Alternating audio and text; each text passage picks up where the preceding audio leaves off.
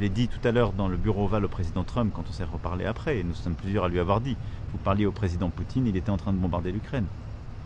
Donc ça montre d'abord la nécessité d'arrêter les massacres, la nécessité d'une trêve, et ça montre aussi, à un moment donné, les faits disent les intentions. C'est tout. Aujourd'hui, la Russie, dans les faits, elle continue la guerre, elle l'intensifie, elle mène une guerre contre les civils ukrainiens aussi, et elle ne donne aucun signal de vouloir sincèrement la paix. Et l'expérience que nous avons sur les 15 dernières années de M.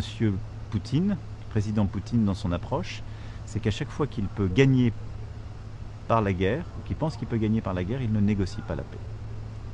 C'est ça la réalité. C'est pour ça que je dis, et j'ai redit hier, vous avez un président américain, des présidents européens, un président ukrainien qui veulent la paix.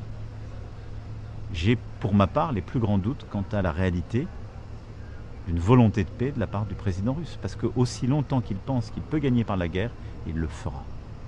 Et que son objectif final, c'est de prendre le maximum de territoire, c'est d'affaiblir l'Ukraine et d'avoir une Ukraine qui n'est ou pas viable seule ou dans le giron russe. C'est à peu près évident pour tout le monde. Et donc nous, notre objectif, c'est simple, d'avoir la paix le plus vite possible, de faire respecter le droit international de la souveraineté ukrainienne, donc d'avoir le moins de pertes territoriales pour l'Ukraine possible, et surtout d'aider l'Ukraine à résister à toute nouvelle agression, d'avoir une Ukraine qui a choisi l'Europe, de pouvoir continuer à choisir l'Europe librement, et de garantir la sécurité des Européens. Et c'est ça, ces fameuses garanties de sécurité dont nous avons besoin, pour l'Ukraine aujourd'hui, demain, et pour nous, Européens, parce que c'est notre sécurité qui se joue là-bas.